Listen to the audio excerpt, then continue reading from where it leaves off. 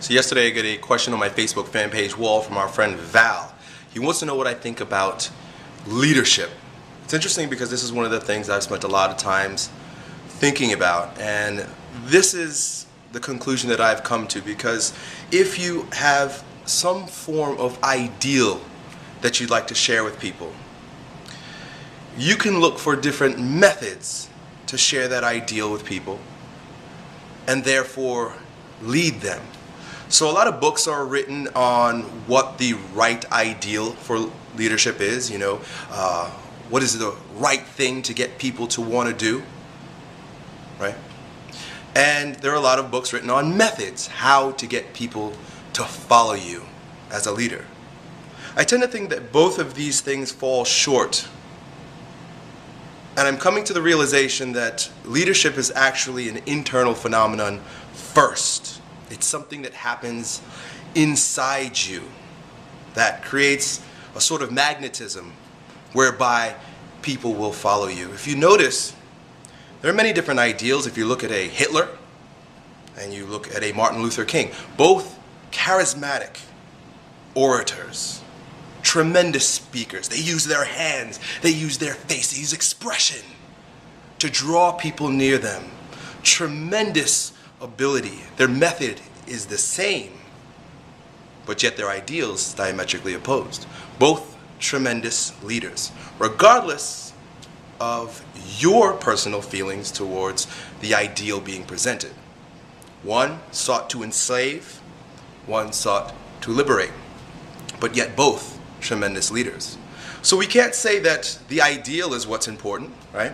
And we can't say that the method is important, because if you consider a Mother Teresa, again, another tremendous leader, as opposed to a Alexander the Great. Alexander the Great seeks to expand his empire, take over the world, and he does it with charisma and fortitude and strength and power and vision. A Mother Teresa seeks to give back the world, to give back that which is necessary for healthy human development to those who don't have. Both tremendous leaders, both diametrically opposed and use different methods. We could go all over the place with this. We have a Che Guevara and we have a Winston Churchill, both equally convinced socialism or capitalism, equally convinced. You have a Barack Obama and you have a Ron Paul, equally convinced, but both yet as powerful leaders as the other. Even if your personal conviction is diametrically opposed to an individual who has just as strong or stronger a conviction, you've got to share respect with that person. Barack Obama clearly is very convinced in his ideals.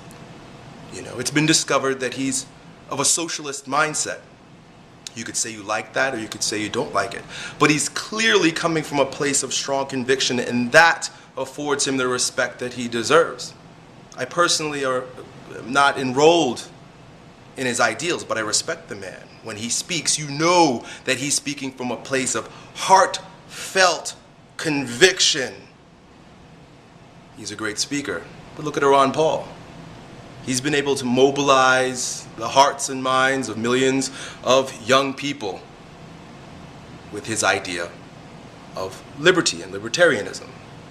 He's old, not very good looking, frail, short, small, doesn't speak very well, stutters quite often, but yet a leader nonetheless.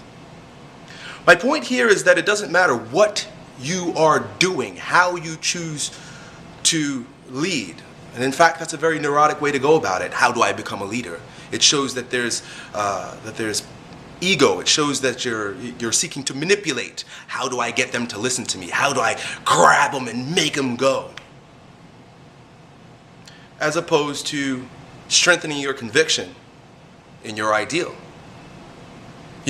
Because even the ideal is not necessarily as important. Look at a Hitler and look at a Martin Luther King. They both mobilized their people with contradictory ideals. But it's the conviction that they had individually within themselves that mattered. It's King's conviction, not how he went about proceeding to share his ideal, to liberate. It was Hitler's conviction, not the way he spoke, his order skills, or his idea. That was powerful. So the takeaway point that you can take home with you here today is that your conviction matters far more than what you do or even what your idea is. To be a tremendous leader means that you first lead yourself. Become fully enrolled and strengthen your conviction in whatever it is that you choose. And then the method just happens. You don't have to follow a step-by-step formula, right?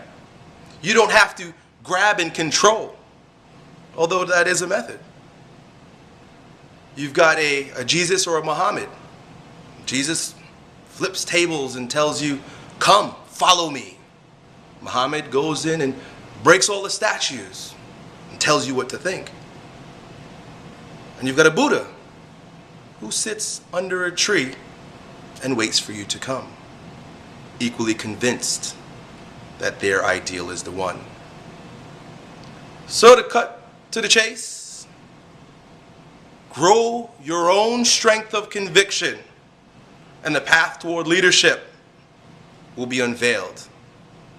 Don't copy or follow in anyone's footsteps. Strengthen your own feet and stomp your own ground. Elliott said, what?